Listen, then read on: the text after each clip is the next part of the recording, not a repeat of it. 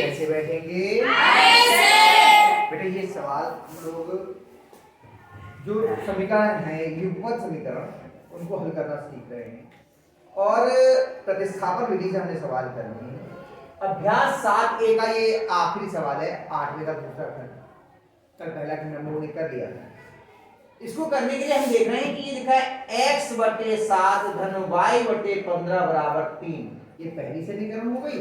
x/2 ऋण y/5 बराबर 4, ये आपकी दूसरी। इसको हल करने के लिए हम सबसे पहले किसी भी एक समीकरण को ले लीजिए और उसको हम x को y के पदों में या y को x के पदों में हम व्यक्त कर लेंगे। हमने बताया ये था आसान वो समीकरण लेना रहता है जिसमें x या y यानी जो भी चर हैं उनका गुणज 1 हो, लेकिन यहाँ तो एक गुणज किसी का नहीं, इसका गुणज 1/7, इसका है 1/15, इसका है 1/2, इसका 1/5, ये तो है गुणज। तो हम कोई सी भी समीकरण ले लें हमको कोई फर्क नहीं पड़ता। सही है? कौन सी ले बताओ? पहली समीकरण 1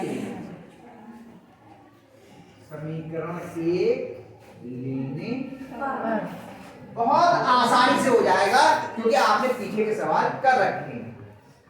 ठीक है, अब करते हैं x/7 धन y/15 बराबर 3। हम x को y के पदों में करें चाहे y को x के पदों में, कोई फर्क नहीं पड़ रहा है।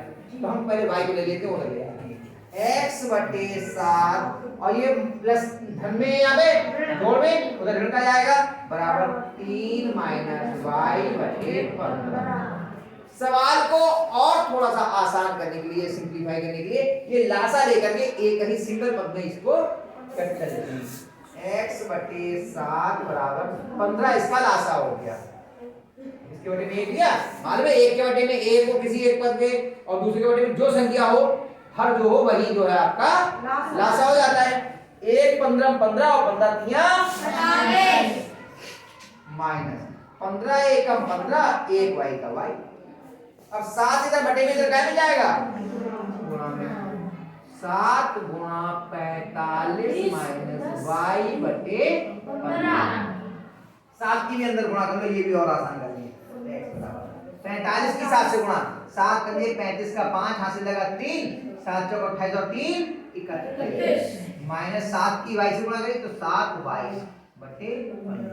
ये समीकरण नंबर कितना हो गया? 3। इतने तक कोई समस्या हो तो मुझे बताओ, समझ में आया इतना? करिए हम लोग।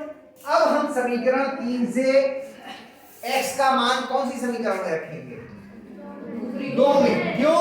क्योंकि यहाँ पर हमने 1 तो मालूम है। तो समीकरण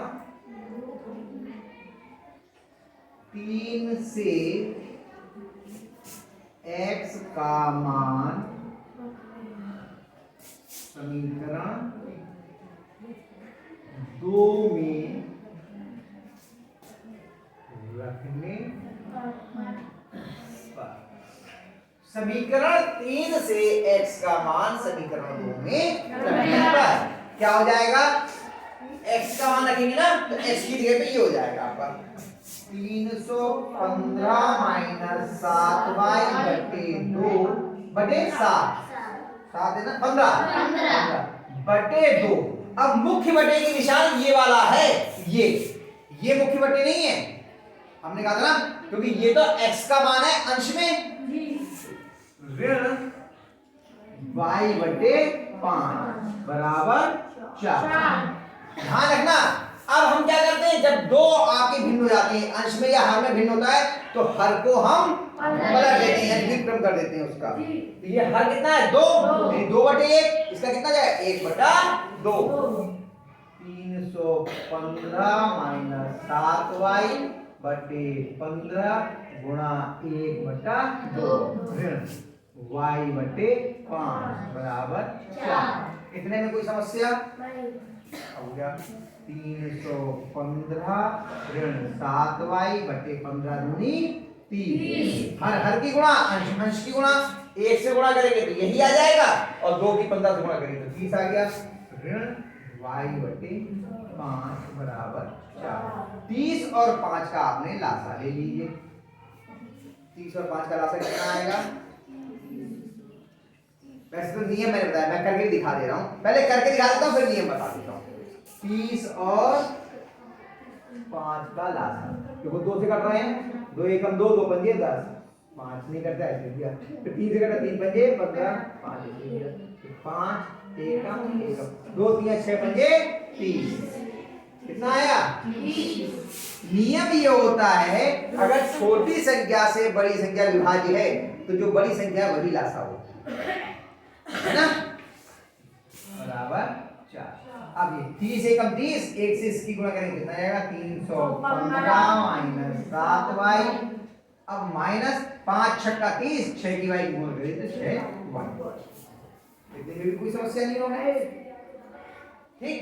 अब 315 ऋण 13y बराबर 4 गुणा 30 इधर बटे में था, इधर कायम चला गया गुणा, ठीक है।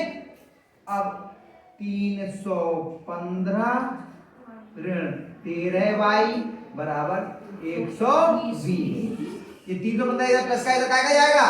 माइनस, माइनस के 13y बराबर 120 माइनस 315, माइनस के 13y बराबर माइनस के 315 में से घटा दो 120, 315 में से 120 घटा दो 5, 2 रह गया 11 हो गए, 9 और 195, 195।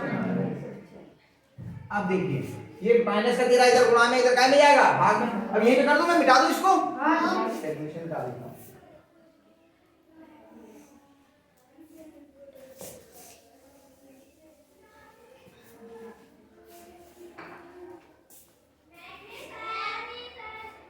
तो y बराबर माइनस के 195 बटे माइनस के 13, y बराबर माइनस से तो माइनस, माइनस माइनस का भाग क्या आएगा? प्लस आएगा, और 13 से करा 13 एकम 13, कितने बचे?